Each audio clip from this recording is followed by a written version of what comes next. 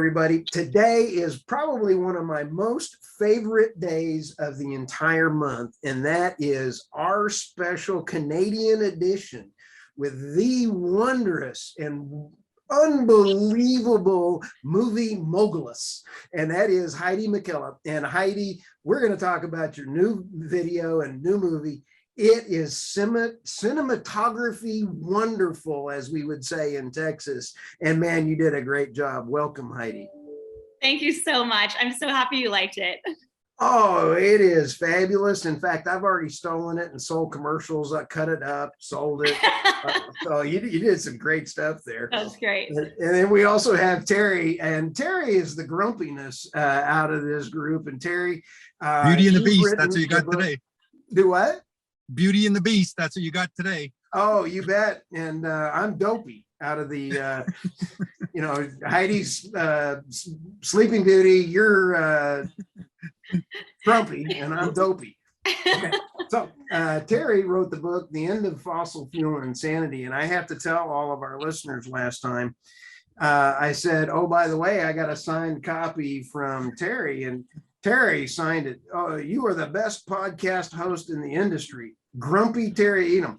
And Heidi, I thought you were about to fall out. I had to sign my own copy of the book from Terry. And I highly recommend everybody go out and buy this.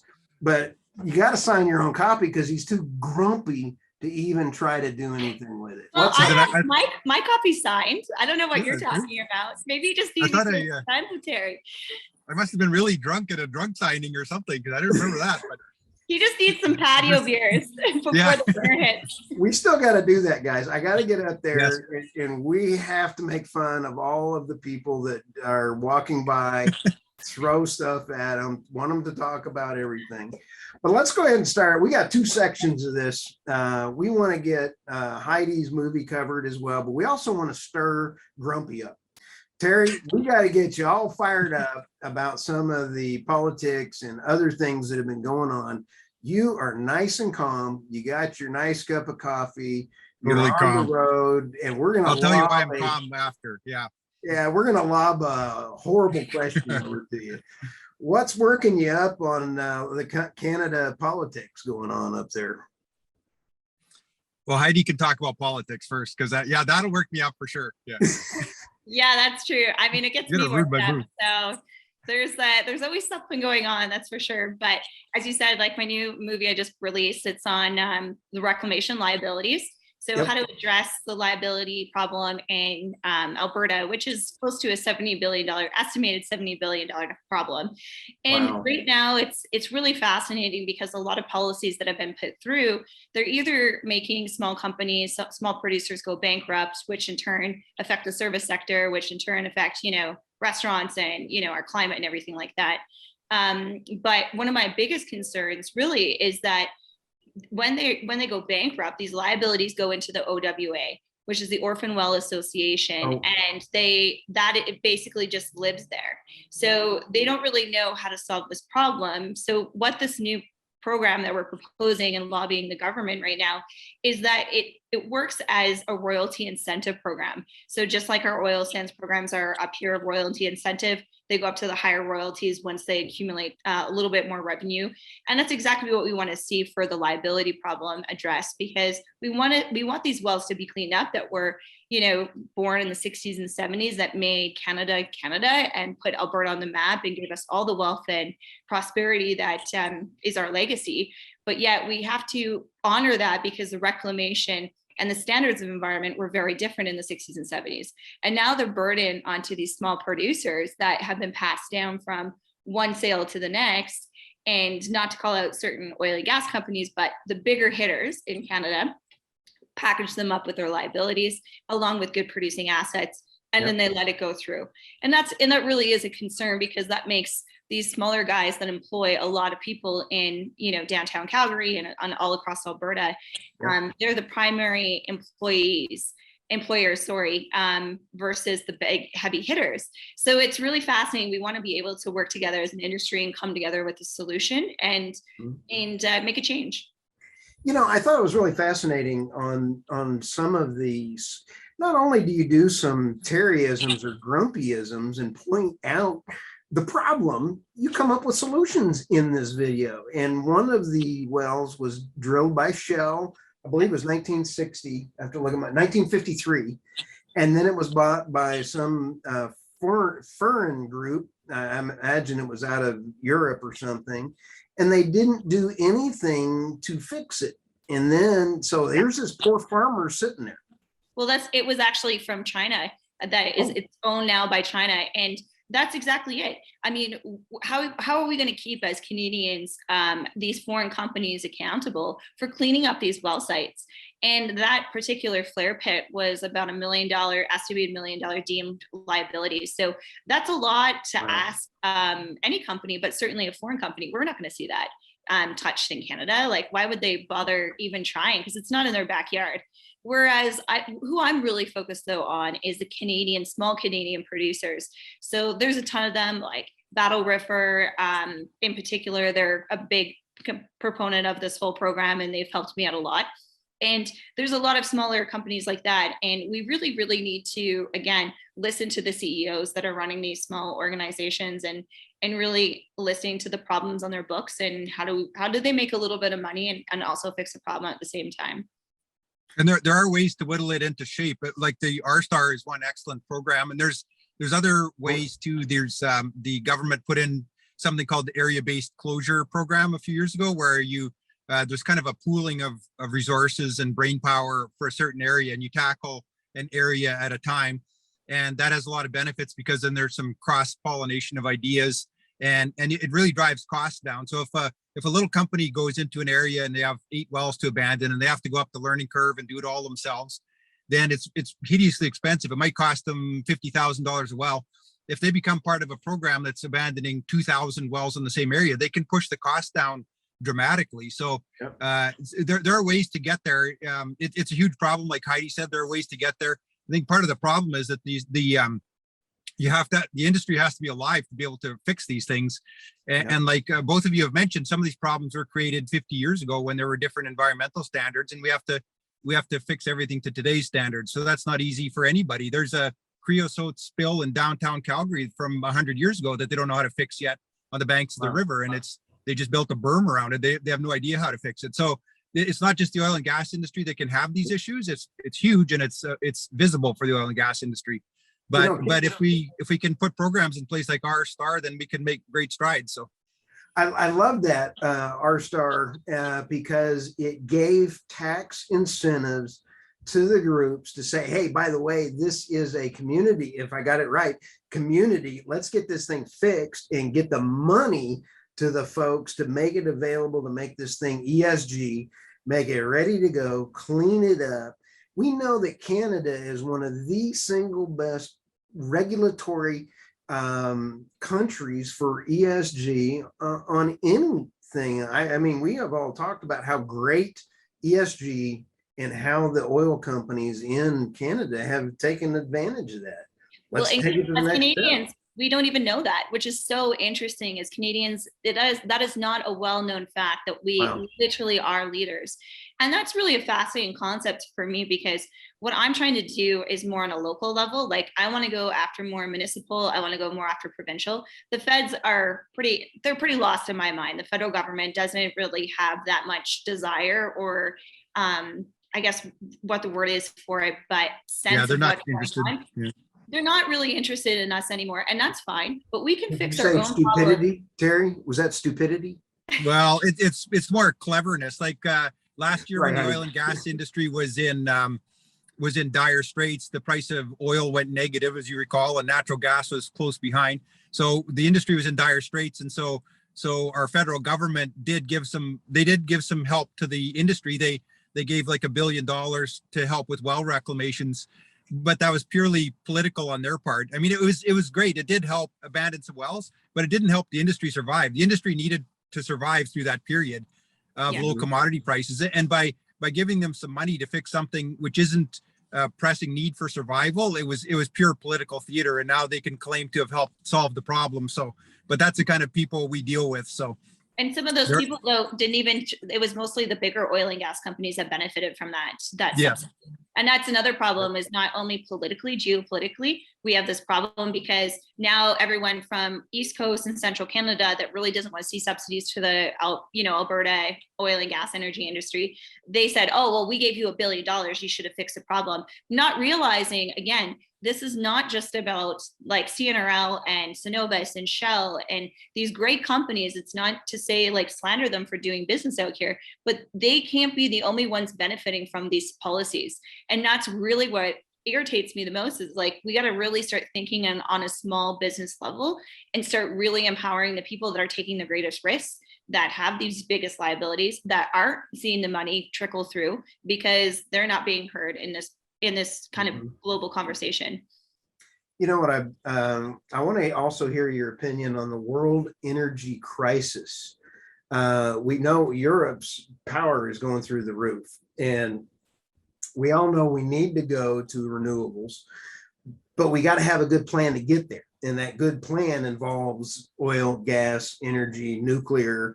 Let's have, we need to sit down and have a nice cup of coffee, throw rocks at people and enjoy a conversation, but have a good plan going forward. Europe is just blowing up with a real problem of too much renewable too fast.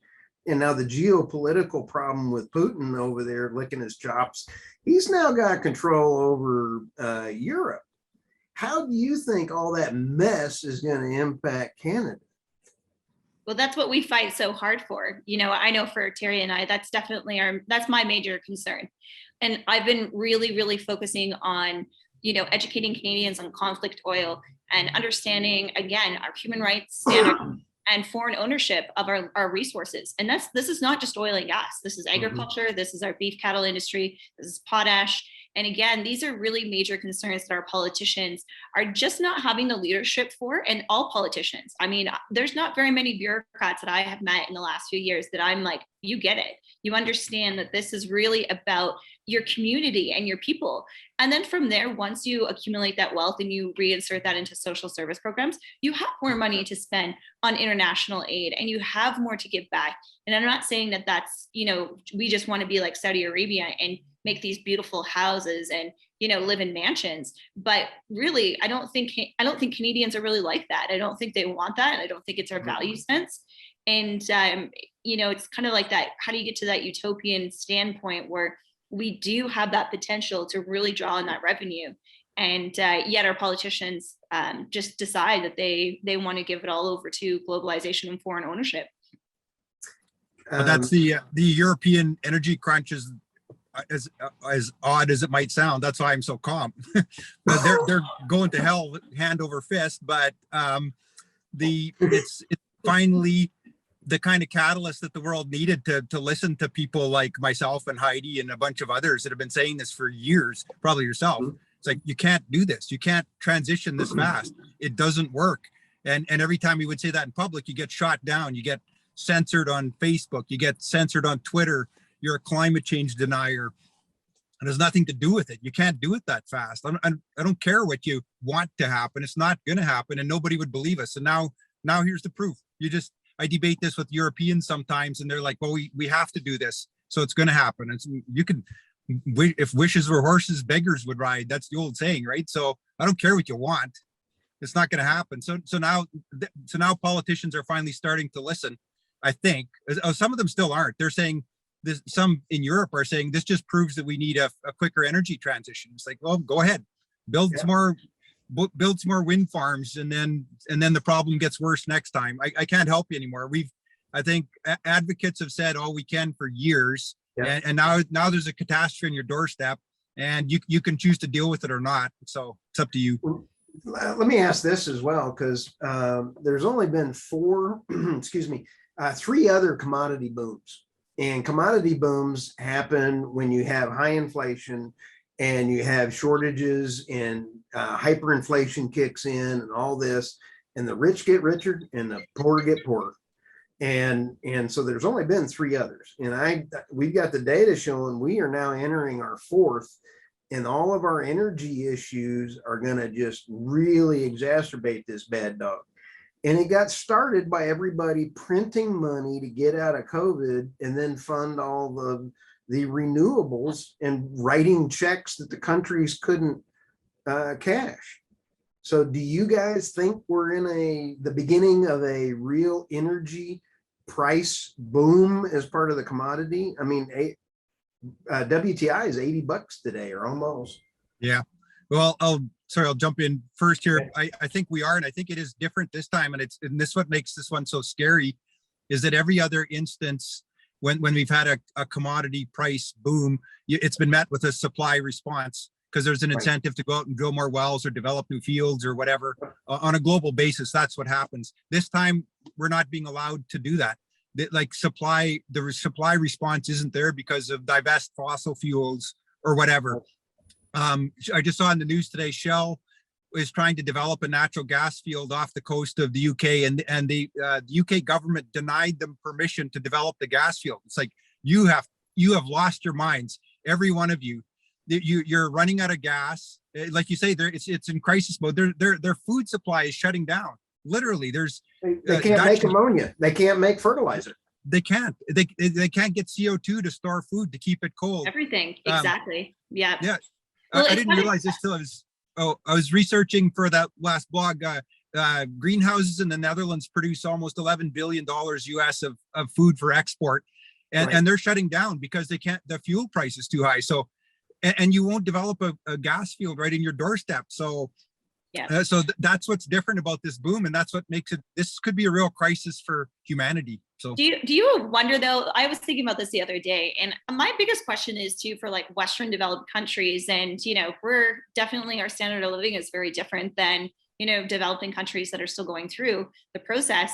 So I personally believe this, and I don't know why, but I feel like a lot of young people and a lot of Canadians and Americans are happy if it's just not in their backyard.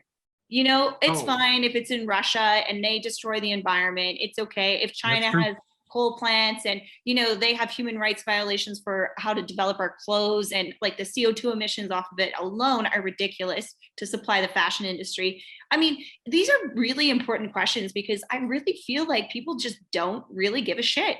And because it's not in their backyard, they're not looking at the problem. They're like, oh, it's fine. I'm just going to go to Walmart and continue to live my consumption lifestyle without having any accountability geopolitically, what that money revenue means for China and for Russia and for, let's face it, some pretty sketchy countries around the world that don't have any incentive to have an ESG program at all.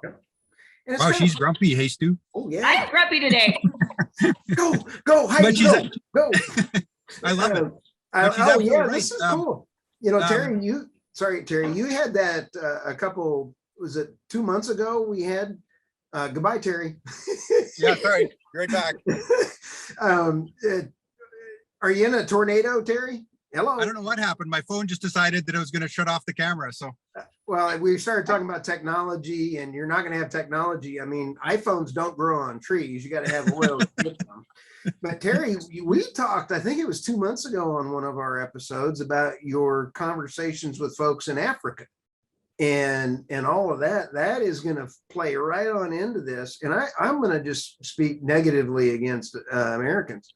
We're so world centric. Heidi, you are right on. And I think Americans, that's Texas way to talk. Americans need to talk multiple languages, and we need to understand what's going on in the world. We don't need to be sitting here going, we're America. No, we need to go, we're human. We're part of the world. Yeah, that's right. And I think, and like we've said, almost for a year and some now, about just having an alliance for North American oil and gas. I mean, not only do you reduce the transportation costs and everything that's affiliated with it, but we have a set of standards, and we have a certain lifestyle, and we have a certain human rights expectations. I mean, to me, that is something that should just be at the forefront of everybody's opinion. That way you incentivize people like Saudi Arabia, to be honest, to have openness for their women, and to accumulate all these human rights issues that I know that they're starting to, some groups are starting to really push for, but they're just not there yet. because they have such an elitism of people over there that really don't give a flying F what is going on, because they're so wealthy. They're not worried about their neighbor next door. And let's be honest, they don't have that social transparency through journalism that we get out here. That's funny. I had about 6 different trains of thought, Heidi, but I'm like, okay, that was fun. That was a good one. That was a good. Yeah, go, Heidi, go. I'm really swearing a lot today. I'm like getting all riled up. I'm calm, and I hand the reins over to Heidi. Oh, go, Heidi. And look at, Grumpy's over there all chill. Holy smokes. good coffee. I know, we're switching up the program today. Yeah, and I'm the good looking one today. What's up with this? Heidi's grumpy. Boy, we just change roles here. So all the weight you lost. Oh yeah, there you go. And my fat head fits in the screen now a little bit better thanks to COVID. But yeah, it's all about and think about NOPEC. So right now, if we create North American Petroleum Alliance Group so that we compete with OPEC, right? All those in favor of saying that Heidi is the head minister of NOPEC, and then let's see, Grumpy, Terry could be the enforcer of production quotas, right? You'd be good at that. Like a hall monitor, maybe. But, and I'll be the comic relief. Yeah. Well, I do like the idea of, it's like, there are blocks forming in the world. Russia's strengthening their ties with China. China needs all our oil, and India will too. You mentioned before, or Heidi said, people don't like this in their backyard. Russia, a year or so ago, announced a $230 billion development program for Arctic oil. I never saw one word of complaint anywhere in the media. It barely made the news. They talked about it a lot in Russian news. Reuters mentioned it, but almost nowhere else did. No complaints, no anything. But here, no environmental regulations, no foresight transparency. Have you ever seen anything on the ESG program up there? Gonna have a bunch of oil-soaked polar bears running around. And the energy minister, Novak, put out a statement, I believe it was 2 weeks ago. I got enough natural gas out of the polar ice cap to last for internal Russia and exporting 100 years. So all of a sudden they're over there kind of going, hey, and I'm a lousy Putin imitator, but he's like a cross between a Godfather and a Texan. Hey, I'll sell you all the oil and gas you want, but it's going to be at this price. They're so stupid. They just walked into it and they're like, okay, I'll give you. You're so right. He is a Russian Godfather. If I've ever seen one in my life, that is so funny. I actually want to meet him someday. Yeah, I just want to meet him because I ride horses. So I just want to be like, yo, we're going to go for a horseback riding session and I'm going to lay it into you. He wrestles horses. Oh yeah, he wrestles horses. He also wrestles bears too. Yeah, he does. Yeah. Drives race cars and but look what he's doing to Europe. It's almost like I don't know, it's like a Godfather against the kindergarten class. He builds these gas pipelines into Europe, and then he just fuels with the tap, like, oh, you want a little more gas? Maybe later. I got to fill up my storage first. Oh, the price goes up 10 times, you can have some gas. But you know what he did, guys? Putin was ESG. Putin's ESG, believe it or not. Okay, he was following in Heidi's footsteps. This past 2 weeks ago, he said, hey, I'm not going to give you any gas out of the Ukraine pipeline because it's too bad for the environment. Oh, crap. He can pump as much as he wants through there. And he was wanting the Nord Stream 2 authorized from the EU early. So he's over here going, oh, it's ESG. I'm a good guy. He's so smart, though. He knows how to. He's so smart. He knows how to speak our bullshit. He knows exactly what's going on about how we talk and the languaging we talk and how fluffy we can be and like passive. He knows everything. He knows everything. Strategies based on that. I mean, who builds that? Who builds a pipeline like Nord Stream without and then wonders whether it'll get approval or not? He knows exactly what's going to happen. So like Europe can play chicken all they want, and he's like, "You go right ahead. So by all means, play your cards." Yeah, I don't I'll know if be. you guys saw, did you guys watch Turning Point on Netflix on 9/11? If you haven't watched it yet, everyone should watch it. It's Okay. so well done. It's probably one of the best documentaries I've seen in a long time. And I'm pretty picky about my docs. And it's a doc series, but they basically go through the entire Afghan war and why the United States went into it and all the geopolitical things that Russia started with the Soviets. And it's just super well done because that's really what it started with was Soviets. And then, you know, the Americans got tied up in it. And there was like the oil problems and there was Kuwait. And then there was all that stuff that just kind of like floodgated out of that one problem. And it's, you know, and that's really what we're really bad at as Canadians and Americans. We have one problem, like you say 9/11, and it's almost like we forget about it. We're like, okay, well, that's in the past, you know, that was a couple of terrorists. That is very geopolitical. That was a huge, huge, huge shift about natural resources. Again, like these are things that people fight over and countries fight over. And it was so fascinating. You know, we don't know that. No. And you know, Russia started out in Afghanistan and they didn't win. I mean, they got the snot beat out of them for so many years. That's right. And then we go in there, we're there, and then we have the Basra Air Force Base that is the best in the area. And it's the only air base between China and Russia. And you're sitting there thinking Turkmenistan is right next to it. And Turkmenistan has got all the pipelines and everything from Russia to Pakistan, and India needs that gas. All of a sudden, Russia's got all these tanks lined up here because all those, my head's hurting from all this geopolitical bullcrap that's going on. And so now you have Russia real interested, and China is now talking to them about putting nukes into Afghanistan. And I'm sitting here going, holy smokes, what a mess. It's a mess. And that's just because, again, it's our complacency of like, where do we get our natural resources from? Wouldn't you much rather get it from Canada? Like, we're never going to nuke you. We're never going to bomb you. We're going to live very peacefully next to each other. We're probably going to get married to each other at the end of the day. We're all very American and Canadian.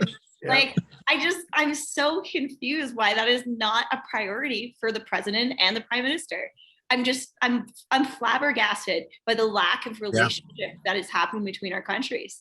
And the lack of strategic thinking, it's terrible. It's just, we're just getting so outplayed by that other side of the world. Well, on our star, Heidi, we're grumping about things. You're the only one that came to the table with a solution. So we're sitting here, you know, you got grumpy and dopey, and you're the one with the solutions. You got any ideas how we're going to fix any of this crud other than come up with NOPEC? Well, honestly, I've really been thinking a lot about it, like, especially with Canada. Like I said, I try to start small and really build from there and get people on board because, for one, the next documentary I'm working on, I want to have agriculture, beef, and oil and gas speaking about the same issues because more often than not, a lot of these different industries in Canada fight with each other. And it's enough is enough. Like, we need to start coming together as a unit and saying, these are our national exports and imports. So what is the culture? What are we creating? How can we levy it? How can we get a better price for our commodities and really push through that sector? And then politics will follow eventually. But in terms of our relationship with the United States, I mean, there's no better way than to do that than through a negotiation of NAFTA, that we are going to play fairly with each other and play nicely with each other and stop putting all of these. We have a ton of issues on the law side of things between our countries because of our imports and exports. And it's you know, it's like, what's the point of that, of suing each other and putting all these different issues in front of different companies? It's gotta be, everyone needs to chill out, start being nice to each other and having some more beers. Oh, absolutely. Yeah. World's biggest trading partners, and we should find solutions. Oh, absolutely. And I'm sitting here thinking, you know, I'm a hypocrite in many ways as well too, because I'll sit back and, you know, kind of think, now, what about all the people, Heidi, you brought up probably the biggest point out of this whole thing, and that is, you're talking to the people that you can. Terry is drinking coffee in a car so he doesn't have to pay for a hotel. He's And I saving don't have to the talk to people. environment that way. So, I mean, he's putting his money where his mouth is and being cheap, just like he normally is. And folks in the US and in on our, And it's a Toyota too, by the way. I didn't want to say that. You got, was it Naugahyde seats in there? I mean, is that pretend leather? That's exactly what it is. Oh yeah, we call that Fogahide, fake leather. But we sit back and think, nobody, Heidi, you brought it up, nobody wants to give up anything to save the world. Yeah, exactly. And that's really where we have to start finding better solutions to getting these problems out there. And I'm so excited about film because, like, again, that's just my medium to be able to express what I'm really thinking and get it all out there and provide solutions. And it's never really goes out of date, because I've even said about the R-Star program, I don't care if it's R-Star. I hope that it's R-Star and someone takes it and makes it better. We want to constantly be improving our policies. And it starts with people, like I've noticed this lately too in the oil and gas industry. There's a huge complacency that's happening. Like a SEPA, it's what does that stand for, Terry? SEPA, Canadian Energy Pipeline Association. Yeah, they're going under in March. And that's just because like the industry is pulling out their funding for these kind of associations and organizations. Mm-hmm. And this is something that deeply, deeply concerns me, because more than ever, we need to have a clearer vision and more activism and more time to talk with each other and, do podcasts like this. Whatever it is in your day-to-day life that you need to do to get active and to get involved, it has to happen, and it has to come from CEOs too. You can't just sit around and bitch and complain when you're not putting money and you're not helping out people, or you're not finding the people in your industry that are sticking their neck out every day for you. So it comes one and one at the same time, right? Yep. I agree. Yeah, that list of characters you talked to before, Stu, you wag your finger at them because they have the power and they have the influence. They can pick up a politician and get heard, and we can't. And they know what we should be fighting for. So you bet. I'm a speed bump in the game of life. You're putting it together. You bring them all together, those two. Yeah, just ask my wife. But anyway, I'll tell you what, guys, I'm going to go around the horn, and I cannot begin to tell you how much I just appreciate our relationship, Heidi and Terry. And I mean, you guys are rock solid. Thanks for putting up with my little corner of the world here. But Grumpy, what are your thoughts, Terry? Give us a last round for you, and then we'll go over to Heidi. And what's left with you besides the BOE, and what's going on with your book? Again, everybody needs to read the end of Fossil Fuel Insanity, clearing the air before cleaning the air. And again, I had to sign my own book, Terry. So, I wouldn't do it. Yeah. What a jerk I am. Final thoughts. I guess on the micro level and the macro level, it's great to see things like Heidi's working on. And I think that there has been complacency or, I shouldn't say complacency. We haven't made progress on some fronts. Some of that's been just because of circumstance, the way commodity prices crashed. Some of it's emissions. The industry could have been doing better, and we are really changing things. And everybody I know in the industry is really looking towards the next wave of how are we going to integrate hydrogen or whatever, or carbon capture and storage, or fix these problems, or fix methane leaks. It's like a total focus of the industry. So from the ground up, it's coming. The big guys, I hope they get on side and take it serious too in the oil patch. And then on the macro level, I just think that this is the big wake up call. It's not just Europe. China's out of coal. India's out of coal. Half of India's power plants have less than 3 days of supply of coal. And we're not even at winter yet. So this could be a really ugly winter. And I can't believe the number of comments that I see in social media from people out of left field saying, wait a minute, all of this program of renewable energy, this just doesn't work. And like the light bulbs are going on all over, and it takes a crisis, unfortunately. So it's really sad, but it's necessary. I think we had to get here. So I see hope. Yes. How about you, Heidi? Last word. Well, that's pretty much, I totally agree with Terry. And like, I do what I do with work and, making my little documentaries and start putting out commercials, and whether it's conflict resolution, and we're having conversations about imports from Saudi Arabia that's going into my home province in New Brunswick. I mean, these are all really, really passionate subjects for me. And on the macro, all I care about is just pushing my documentaries on Netflix. Well, I'll tell you what, and I know that you're the movie mogulus, heiress, whatever. You're the greatest documentary person I've ever known. So, I mean, you've got some really cool stuff going on. I think you're really biased on that, but I appreciate that. But I'll tell you what, I'll second that. Would you be interested in working in the US in case anybody ever needs some great documentary filming done? Oh yeah, so, of course. Absolutely. Yeah, we'll see. We'll make sure your contact information is in there. So okay. Anyway, again, thanks guys. And we just really can't even begin to tell you how much we appreciate you. Thanks.